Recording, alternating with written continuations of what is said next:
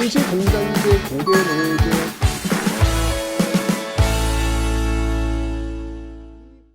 자, 청동기는요.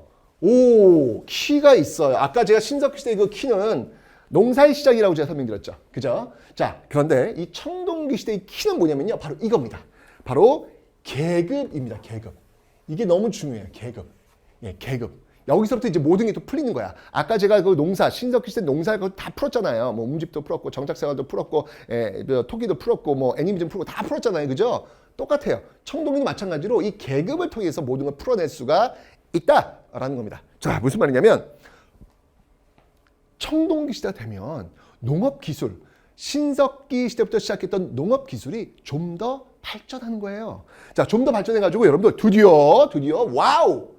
벼농사가 전개됩니다. 그 한 대에 얼마나 많은 쌀알이 열립니까? 이거는 생산량을 비약적으로 증가시킬 수 있는 너무나도 고마운 작물 아니겠습니까? 자, 바로 이 벼농사가 시작되면서 생산력, 그러니까 뭔가 이 먹을 수 있는 것들을 만들어낼 수 있는 그 힘, 생산력이 비약적으로 증가하게 되었습니다. 그러니까 뭐예요? 잉여 생산물. 남는 게 좀 생긴 거야. 벽시, 벼달, 와, 이거 먹고 있는데 다 먹었어. 근데 남았어. 와, 잉여 생산물 남는 거예요. 구석기, 신석기는 배고픈 평등사회였잖아요. 그죠? 근데 청동기 시대 와서 드디어 벼농사를 짓기 시작하면서 생산력이 증가되어가지고 이제 배고프지 않아도 돼요. 정말 인류는 정말 발전하는가 봐. 라고 생각할 텐데. 왜죠? 우리는 왜 더 많이 가지게 되었는데 우리는 왜 더 가난하게 된 걸까요? 인류의 미스테리는 바로 여기 청동기 시대부터 시작되는 게 아닐까라는 생각이 듭니다. 여러분들 많이 갖게 되니까 그 많이 가진 남는 것들을 혼자 가져가려는 사람들이 생기기 시작한 거예요. 이러면서 제가 갖고 있는 것 내가 가졌으면 좋겠는데 이렇게 되면서 싸움이 벌어지게 되는 겁니다. 즉 남는 게 생기면서 인류는 더욱더 치열한 전투를 벌이게 되었던 거예요. 너가 죽어야 내가 산다. 이런 방식으로 싸우게 된 것이죠. 그러면서 이제 계급이 생긴 거예요. 그 싸움에서 이긴 사람은 지배자가 되는 것이고 그 싸움에서 진 사람은 피지배자가 되는 겁니다. 아하. 이러면서 이 계급사회에 진입을 하게 되는 게 바로 이 청동기 시대의 특징이다라는 것을 일단 염두에 두시기 바랍니다. 자, 어쨌건 이 당시도 마찬가지로 농사를 지으니까 당연히 정착생활을 했으니까 집이 있어야 되겠죠. 이 당시도 움집이 있습니다. 그런데 이 당시 움집의 형태는요. 신석기 시대 움집과 좀 달랐어요. 강가나 해안가의 반지하 형태의 원형이 아니라 이 당시에는요. 일단 강은 흐릅니다. 이렇게 강은 흐릅니다. 강은 흘러요. 강은 흐르는데 강 쪽으로 쭉 가시면 강 쪽으로 쭉 따라가면 약간 이거 평지가 있고 평지 뒤쪽에 이렇게 구릉, 산 같은 게 있어요. 예, 산 같은 게 있어요. 집은 여기 있습니다. 집은. 그러니까 이게 지금 어떤 형태냐면 뒤쪽으로는 산이 있고 앞쪽으로는 물이 있어요. 이게 전형적인 풍수지리적으로 볼 때 물론 이 당시 풍수지리가 있는 건 아니야. 그냥 경험치 속에서 바로 배산임수 산을 끼고 있고 앞쪽에는 물이 있는 전형적인 지금 농촌 사회의 모습이에요. 여러분 농촌 가보세요. 다 이런 형태예요. 뒤쪽에 산이 있고 앞쪽에 강이 흐르고 여기서 농사 짓고 배산임수 형태입니다. 이 모습이 청동기 시대부터 나왔다. 그렇지. 왜냐면 벼농사를 짓기 시작하니까 당연히 이런 형태가 나올 수밖에 없죠. 지금 농사 짓는 그 모습이 나올 수밖에 없는 거예요. 자, 그래서 이 지배 형태를 보면 지배 형태가 좀 달라졌습니다. 신석기 시대에 비해서. 이렇게 보시면 뭐야? 분명히 반지하라고 했는데 거의 지상 가옥화됩니다. 거의 지상 가옥화됩니다. 그래서 화덕도 가운데 쪽이 아니라 한쪽 구석 쪽에 놓게 되니까 위에서 바라보면 단면도가 이렇게 나요. 네모난 모양 형태의 화덕이 한쪽 구석에 있는 모습으로 가게 되더라. 라고 하는 모습을 여러분들 기억해 놓으시면 되겠습니다. 그러니까 집도 죽어도 시간이 지나면서 조금씩 바뀌고 있는 모습을 여러분들이 보신 거죠. 자, 여기 이 청동기 시대 대표적인 유적지라고 하면 좀 적어 놓으세요, 여러분들. 바로 부여의 송곡리 유적지. 그다음에 뭐 여주의 흔암리 유적지가 있는데 저는 거기보다도 이 고창. 고창의 청동기 유적지. 엄청납니다. 네, 요거 제가 설명을 좀 드리도록 하겠습니다. 어쨌건 부여 송곡리 유적지, 그다음에 고창 유적지가 있는데 특히 여러분들 여기 부여 있잖아요. 부여가 어떤 곳이야? 부여는 그렇죠. 바로 백제의 세 번째 수도였습니다. 백제의 첫 번째 수도가 한성, 서울이었고요. 두 번째가 웅진, 공주였고요. 세 번째가 바로 사비, 부여였습니다. 그 부여에 또 바로 청동기 유적지가 있구나. 유명한 부여 송곡리 기억해 놓으시면 되겠죠. 예, 고창은 전라북도입니다. 고창 유적지. 자, 이런 것들이 이제 대표적인 청동기 시대 유적지라 볼 수 있는데 이 당시에 여러분들 포인트가 하나 있어요. 어떤 포인트가 있냐면 이 당시 사람들이 사용했던 도구는 무엇으로 만들었을까? 농사를 지을 때 필요한 도구는 무엇으로 만들었을까? 너무너무 중요한 포인트예요. 자, 신석기 시대 농사를 지을 때 그들이 사용한 도구는 무엇이다? 돌입니다. 간석기였습니다. 기억나시죠? 청동기 시대 농사를 지을 때 그들이 만든 도구는 무엇이다? 대답 못하네. 자, 다시 한번 그럼. 철기 시대, 신석기, 청동기, 철기 시대 나올 텐데 철기 시대 농사를 지을 때 그들이 만든 농기구는 무엇으로 만들었을까? 철기. 오케이. 신석기, 석기. 철기, 철. 만들었단 말이에요. 그러면 청동기 시대의 농기구는 뭘로 만들었을까? 자, 요거 헷갈리면 안 돼요. 청동기 시대 농기구는 청동? 이렇게 되면 안 된다는 얘기야. 왜냐면 청동은 여러분들 너무 귀한 거예요. 청동은 제가 얘기했잖아요. 이 청동기 시대는 계급사회가 만들어졌다고요. 지배자와 피지배자가 됐다고요. 자, 지배자, 뭐야? 제가 번쩍이네요. 청동이 이랬어. 청동이 지배자들, 그러니까 왠지 모르게 좀 이렇게 요즘도 좀 그렇지 않나? 조금 뭐 다는 아니지만 좀 이렇게 돈 좀 벌었어. 그러면 뭔가 좀 내가 다른 사람들과 좀 차별화되고 싶은 뭐 그런 게 느껴지지 않나요? 그러면서 뭐 그 저기 그 뭔 차입니까? 그게 기억이 안 나. 어쨌건 람보르기니 맞아, 람보르기니. 예. 근데 저는 사실은 그 람보르기니는 원래 그렇게 나온 건가? 나 잘 모르겠는데 그 지나갈 때마다 왜 이렇게 마우라 소리가 이렇게 커? 나는 좀 민폐더라고요. 물론 자기가 멋진 차, 비싼 차, 좋은 차 타고 싶은 건 맞겠지만 다른 사람한테 피해는 주면 안 되는데 그 도심만 가면서 그냥 왕 하면서 가는 걸 보면 뭐지? 뭐 봐달라는 건가? 난 그렇게 누군가에게 피해를 주는 그 비싼 차를 타는 사람을 보면 좀 싸구려. 그렇더라고요. 원래 처음부터 그렇게 만들어지나? 근데 타보질 않아. 근데 잘 모르겠네. 어쨌건 간에, 네, 다른 사람한테 피해는 주지 맙시다. 자, 뭐 그렇게, 람보르기니, 이런 차, 뭔다거나 또 이렇게 명품 백, 명품 옷, 이런 것도 하잖아요. 이 당시도 역시 마찬가지로. 뭔가 좀 내가 지배자야. 뭐가 달라 보이지? 그렇지. 청동으로 만든 투구, 청동으로 만든 이게 거울, 청동으로 만든 창. 자, 생각해봐. 해가 떴어. 그 햇빛에 번쩍이는 그 모습. 나 지금 번쩍이잖아. 이렇게. 실제로 이 안경테는 비싼 안경테입니다. 왜냐면 저는 사실은 이렇게 소비를 잘 못해요. 그러니까 왜 굳이 해야 되지? 아마 저는 자본주의 사회에 저 같은 사람이 있으면 자본주의 망할 거예요. 어쨌건 간에 그럼에도 불구하고 제가 이 안경테를 좀 비싼 걸 사는 이유는 뭐냐면 이게 진짜 이런 거 밖에 끼고 안 다닙니다. 온전히 여러분들을 위해서입니다. 온전히 진짜 여러분들을 위해서 제가 여러분들을 위해 제가 투자하는 겁니다. 내가 이렇게 비싼 안경테 저는 사질 않아요. 네. 근데 진짜 여러분들한테 좀 이렇게 예쁜 모습을 제가 가릴 수 있는 게 이거밖에 없어요. 제 얼굴에서. 그래서 좀 예쁜 모습을 좀 보여드리려고 진짜 여러분들을 위해서 제가 이 안경테만큼은 제가 소비하고 있습니다. 네. 어쨌건 번쩍이지 않습니까? 이렇게 청동기 시대 사람들도 번쩍이는 이런 모습을 통해서 지배자가 내가 지배자임을 보여주는 그 도구입니다. 청동은 비쌉니다. 여러분 생각해 보세요. 지금 농촌에 갔는데 어느 할머니께서 나 오늘 밥 갈러 가야 돼. 호미 줘봐. 근데 호미 딱 들었는데 여기 다이아몬드 바뀌었어. 그런 거 없잖아요. 마치 그런 느낌입니다. 청동은요 너무 귀한 거기 때문에 농기구로 쓰지 않습니다. 그래서 여러분들 청동시대 농기구는 무엇으로 만들었다? 여전히 돌로 만들었다. 이게 포인트예요. 오케이? 그래서 그 대표적인 게 뭐냐면 바로 반달 돌칼이라는 겁니다. 특히 이거는요. 벼 이삭을 벨 때, 벼 이삭을 벨 때 사용되는 모습이다.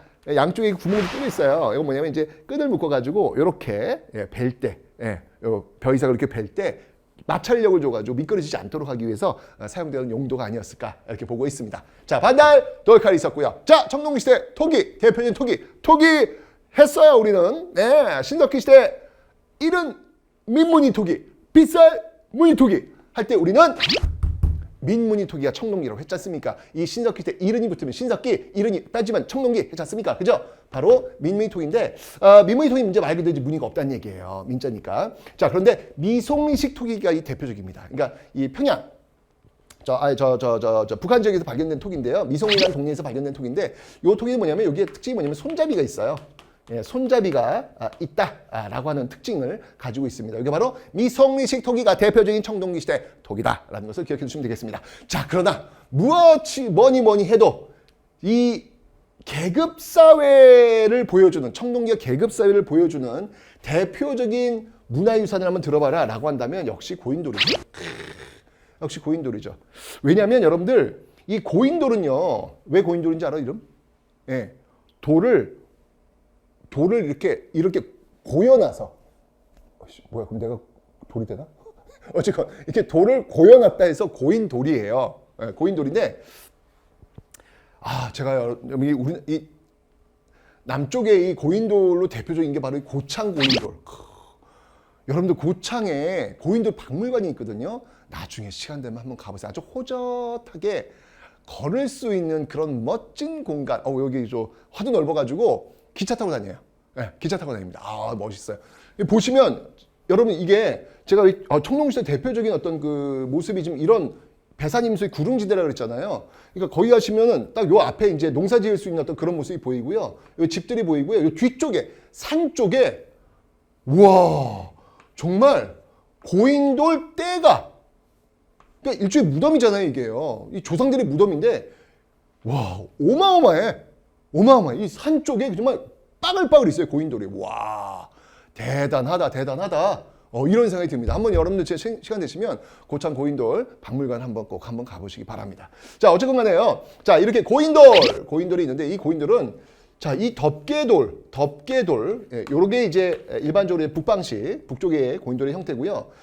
남쪽 고인돌 같은 경우에는 그냥 이렇게 얹어놓은 어떤 이런 모습. 여기 밑쪽에 이렇게 돌방이 이렇게 있고 이렇게 얹어놓은 어떤 이런 게 굉장히 많이 있습니다. 남쪽 같은 경우는요. 어쨌든 이 덮개돌의 무게가 200톤이 넘는 게 있어요. 200톤. 200톤이 도대체 몇 명이 끌어야 되는 거야? 와, 수백 명? 어마어마한 사람들이 끌어야 이 돌이 이동이 됩니다. 그럼 보세요.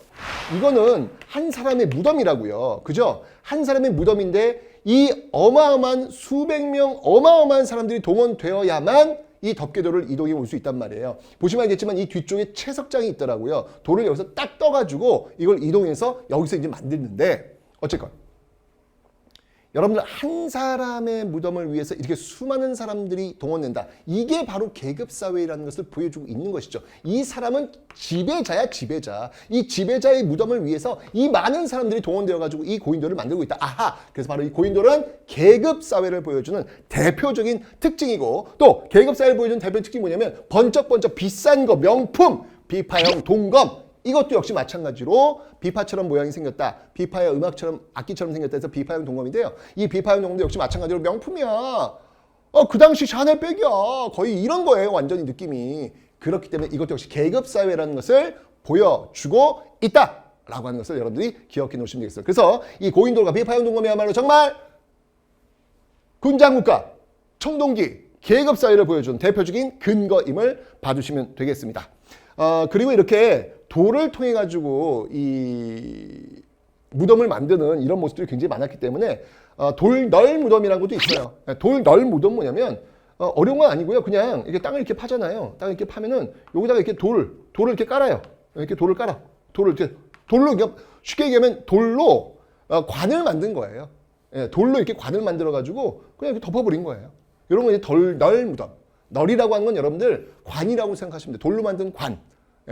요즘은 이제 관하면 이제 나무로 짜잖아요. 지금은요. 근데 옛날에는 이렇게 돌로도 관을 짜가지고 여기다 사람을 그냥 안치시키는 돌 무덤. 하여튼 이 청동기 시대는 돌이 많았나 봐. 그래서 돌을 통해 가지고 이렇게 무덤을 많이 만들었구나라는 걸 볼 수 있습니다. 왜냐하면 돌을 만들면 여러분들 이 동물들의 어떤 이후에 이 시신들이 헤쳐지지 않겠죠.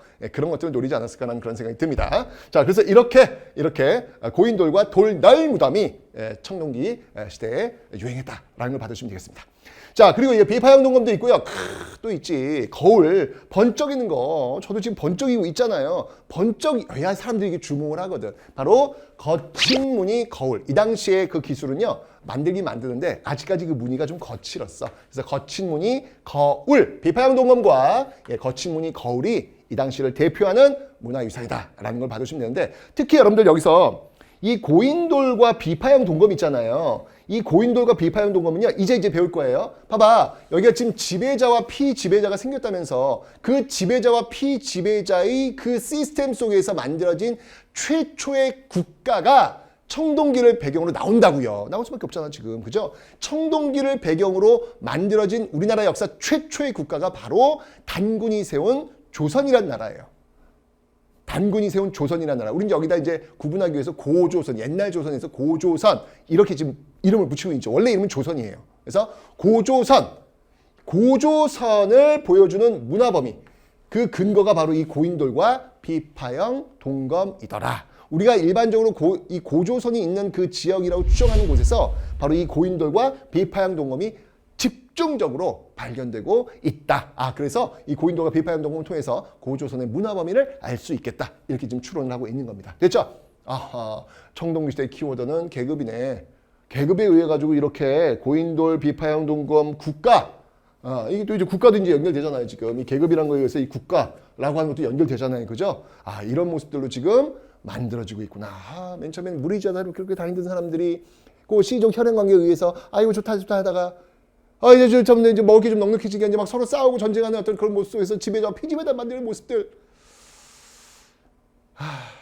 그 불평등의 어떤 사회는 지금까지도 이어지고 있네요. 그죠? 자, 다음 시대로 한번 넘어가 보도록 하겠습니다. 이제 구석기, 신석기, 청동기, 그 다음은 바로 철기 시대가 되겠습니다. 자, 철기 시대는 어떤 모습일까요? 가볼게요. 자, 철기 시대는 여러분들 사실 이 앞에 좀 잘 보시면 알겠지만 철기 시대는요, 보시면 알겠지만 여기 지금 청동기가 쭉 가서 사실 여기서 이제 잘려가지고 이 철기가 나오는 건데 이 청동기가 계속 가요. 그래서 뒤쪽을 후기 청동기, 그러니까 이 앞쪽을 초기 청동기, 뒤쪽을 이제 후기 청동기 이렇게 얘기하거든요. 근데 후기 청동기라는 표현보다는 이 시대가 지금 철기 시대랑 겹쳐요. 겹쳐가지고 보시면 알겠지만 이렇게 겹쳐요. 겹쳐서 이 시대를 후기 청동기라는 표현보다는 그냥 초기 철기 시대, 이렇게 이제 이야기를 합니다. 어쨌건 중요한 건 뭐냐면 초기 철기 시대는 여전히 청동이 지금 등장하고 있다라고 하는 거, 같이 이제 혼재하고 있다라고 하는 고고학적 성과를 여러분들이 이해를 좀 하시면 되겠습니다. 그래서 철기 시대에 이제 동검이라는 게 나와요. 선생님, 근데 분명히 아까 청동기 시대 때 비파형 동검은 이해했는데요. 왜 철기 시대 때 왜 동검이 또 나와요? 이렇게 이제 물어볼 수 있단 말이에요. 제가 그래서 고고학적인 어떤 그 배경을 말씀을 드린 겁니다. 아셨죠? 자, 이 당시 농기구는요, 네, 당연히 철제 농기구입니다. 신석기, 석기 농기구, 청동기, 청동 농기구 띡 아니라고 했습니다, 여러분들. 여전히 석기 농기구, 네, 바로 반날도가 대표적이죠. 철기 시대가 되면 철제 농기구가 사용되고 있다. 그러니까 여러분들 보세요. 농기구가 이제 철로 된 거니까 더욱더 비약적 생산력 올라가지 않겠습니까? 왜? 철은 단단하지 않습니까? 청동도 물러. 철은 단단합니다. 그래서 꽝 찍으면 흙을 이만큼 파내겠죠. 더 깊이 파겠죠. 더 깊이 판다는 얘기 뭐냐면 산소를 마구마구 섞어줄 수 있다. 토양은 더욱더 튼튼할 수 있다. 더 많은 수확물들을 만들어낼 수 있다. 생산력은 비약적으로 증가하겠다. 철제 농기구를 썼을 때의 이득이 이렇게 나오는 겁니다. 사람들은 더 잘 먹고 잘 살 수 있는 환경을 만들었네. 근데 그만큼 또 전쟁이 빈번해지는 모습들을 보이게 됩니다. 자, 어쨌건 이런 게 있고요. 이 당시 이제 무덤을 보면은 요때부터 이 철기 시대, 청동기 시대는 여전히 돌의 시대였어요. 그죠? 근데 이 당시 시대가 되면은 이제 서서히 돌 말고 나무로 만든 무덤들이 등장합니다. 그러니까 나무. 이 널이 뭐냐면 관이잖아요. 근데 아까는 제가 앞에 청동기 돌널이라고 그랬잖아요. 돌로 만든 관. 근데 이제는 나무로 만든 관. 게다가 덧. 관을 하나 더 써. 이게 무슨 말이냐면 자, 이 관이 있잖아요. 관이 있어요. 이게 널 무덤이야. 널 무덤인데 여기다가 덧널 무덤이야. 널을 하나 더 대. 이게 무슨 말이냐면 더 큰 나무관. 더 큰 나무관을 이렇게 만든 거예요. 이게 덧널이에요. 이게 덧널. 이게 덧널이에요. 더 큰 나무관을 만들어가지고 그 안에다가 관을 넣고 공간이 좀 비죠. 여기는 뭐 부장품들, 뭐 그릇 같은 거, 뭐 이런 부장품들까지 같이 넣은 거예요. 이런 것들을 덧날 무덤이라고 이야기하는 겁니다. 그래서 이 철기 시대가 되면요, 좀 더 무덤이 뭔가 그 사후 세계라고 할까? 이런 것들을 좀 염두에 두는 게 부장품이 있다는 얘기는 그런 거 아니겠습니까? 좀 더 어떤 그런 의식 세계가 좀 더 고차원적이 복잡해지는 그런 모습들을 지금 보여주고 있는 거예요. 그래서 덧널 무덤도 있고요. 또 이 독특한 무덤인데 동무덤은 뭐냐면 이렇게 무덤이 있잖아요. 이렇게 저 항아리가 있잖아요. 그러면 여기다가 항아리를 또 이렇게 넣어요. 두 개의 항아리를. 그래서 사람을 뭐 이렇게 여기 누이는 거예요. 이게 겹치는 거예요. 사람을 누인 다음에 항아리 두 개를 겹치는 이걸 동무덤이라고 그래요. 동무덤. 항아리 무덤이라고 보시면 되죠. 이런 거. 철기 시대는 굉장히 독특한 어떤 그런 무덤 형태들이 지금 나타나고 있구나라는 것을 지금 여러분들 기억하시면 되겠습니다. 그러니까 시간이 흘러가면 흘러갈수록 이렇게 그 시대에 따라서 조금씩 바뀌어 나가고 있는 모습들을 여러분들은 지금 보고 계신 겁니다. 됐죠? 자, 그리고 여러분들 내가 얘기했습니다. 이 철기 시대, 초기 철기만 해도 여전히 동검이 등장하고 있었는데 이 당시 등장한 동검은 뭐냐면 아까 그 청동기 시대는 비파형 동검이었습니다. 그죠? 철기 시대, 특히 초기 철기 시대에 나온 동검은요. 바로 이 세형 동검이라는 거예요. 세는 뭐냐면 가늘새예요. 아주 뾰족하게 가느다란 형태의 동검이다 라는 건데 이 세형 동검에 역사적 의의가 있습니다. 앞에서 여러분 지도 보여드렸지만 비파형 동검이 또 고인돌이 분포되는 그 지역은 주로 만주 지역과 북한 쪽에서 집중적으로 많이 나왔잖아요. 고조선의 그 문화범위라고 해가지고. 그죠? 그런데 비파형 동검과 달리 이 세형 동검은 한반도 안에서만 집중적으로 발견돼요. 그래서 세형 동검을 뭐라고 하냐면 한반도 내 독자적 청동기 문화다. 한반도 내 독자적 청동기 문화다. 이제 이렇게 이야기를 하고 있는 겁니다. 됐죠? 자, 그러면서 잘 보세요. 이런 동검을 만들려면 여러분들 뭐가 필요해요? 뭐가 필요해요? 바로 아니 동을 녹여가지고 틀에다가 부어서 그걸 본을 뜨는 거잖아요. 그럼 뭐가 필요해? 그 본을 뜨는 그릇이 필요하죠. 그걸 뭐라고 하냐면 거푸집이라 그래요. 거푸집. 자, 그럼 여기서 이제 여러분 질문을 합니다. 선생님, 그러면 청동기 시대에는 거푸집이 없었나요? 청동기 시대 비파형 동검이 있는데 왜 거푸집이 없었겠어요? 있었겠지. 그런데 청동기 시대 거푸집이 고고학적으로 발견이 잘 안 돼요. 주로 거푸집은 철기 시대에 거푸집이 주로 발견되고 있습니다. 하지만 어쨌건 간에 동검을 만들려면 틀이 있어야 되니까 있었을 것이다. 그렇지 않고 나오기 좀 어렵잖아요. 그 정도만 여러분들이 이해하시면 되겠습니다. 됐죠? 그래서 뭐 세형 동검 나오면 무조건 거푸집은 그냥 따라간다고 보시면 되는 거예요. 거푸집이 있어야 동검을 만들지. 그죠? 그리고 기술 발달했어.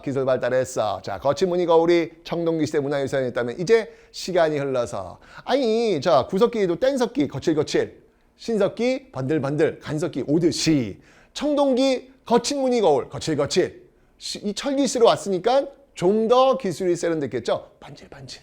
바로 그래서 잔무늬 거울. 이 잔무늬 거울의 그 디자인을 보면요, 여러분들 와 이걸 어떻게 만들었지 할 정도로 정말로 정교하게 만들었음을 볼 수 있습니다. 어쨌건 이 세형 동검과 잔무늬 거울이 바로 철기 시대를 대표하는 문화유산이다라는 걸 봐주시면 되겠습니다. 됐죠? 특히 여러분들 그 중국 요즘 이렇게 중국하고 의 관계가 이렇게 썩 안 좋습니다. 특히 우리 청춘들 뭐 중국 청춘들도 한국 뭐라 그러더라? 지금 되게 안 좋아하고 한국 청춘들도 중국 너무 안 좋아하고 좀 으르렁 되는 그런 모습들이 있는데 가까이 있는 나라인데 뭔가 풀기는 풀어야 합니다. 이게 서로에게 손해를 주는 어떤 그런 모습은 볼 수 없잖아요. 서로에게 이익이 될 수 있는 그런 방향으로 풀긴 풀어야 되겠죠. 어쨌건 지금 이 중국과의 그 관계가 나오는데 언제부터 그럼 우린 중국과 이런 관계를 맺기 시작한 걸까? 그게 언제부터냐면 철기 시대부터예요. 이때부터예요. 그러니까 그 전까지만 해도 이 동북아의 어떤 그 독자적인 어떤 우리의 어떤 문화권이 있었어. 중국과의 그 교류는 그렇게 많지 않았던 것 같아요. 그런데 철기 시대 와서 본격적으로 이 중국과의 교류가 이어지고 그게 지금 현재까지 이어진다라고 보시면 돼요. 네. 그 근거가 뭐냐면 우리나라 한반도에서요. 명도전과 오수전이 발견된다는 것이죠. 이 명도전과 오수전, 명도전은 뭐냐면 이 칼도자예요, 칼도자. 전이잖아, 전은 돈이란 뜻이잖아요. 근데 칼 모양처럼 생긴 그런 돈이 발견됐는데 이게 중국 화폐예요. 그러니까 중국 화폐가 우리나라에서 발견되고 있다는 이야기는 뭐냐면 중국과 교류가 이루어지고 있구나. 이걸 지금 보여주는 것이죠. 그렇죠? 그래서 명도전과 오수전이 철기시대에 발견되면서 철기시대에 본격적인 중국과의 교류가 이어지고 있었구나라는 걸 여러분 기억하시면 되겠습니다. 그리고 여러분들 붓도 발견돼요. 붓은 뭐 한자, 글씨 쓸 때 나오는 거 아니겠습니까? 그래서 붓도 발견된 걸 통해 가지고 아하, 중국과의 본격적인 교류가 이루어지고 있네. 이런 것들을 알 수 있겠다. 아하.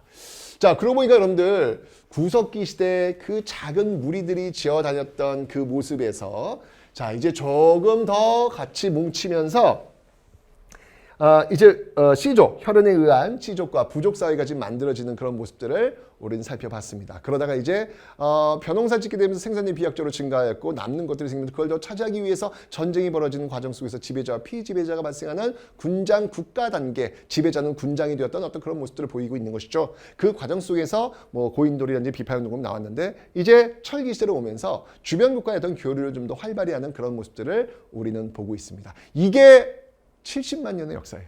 네, 오늘 한 시간에 70만 년 역사를 다 배웠어. 대박. 자, 오늘 1강 여러분들 저와 함께 공부를 하셨는데요. 어렵지 않은 내용이었습니다. 앞에 한국사 능력검정 시험에서도요.